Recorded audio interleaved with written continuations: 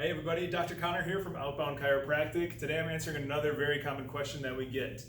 A lot of people wonder what is that popping or that cracking noise that happens with a chiropractic adjustment.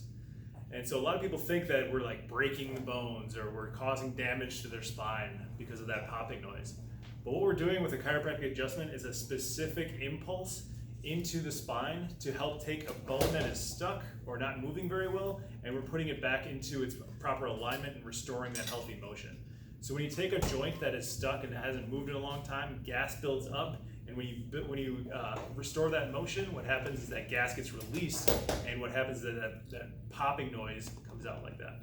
So it's not any sort of breaking or causing any damage. It's just like when you crack your knuckles, you're taking something that hasn't moved and releasing that gas into the body.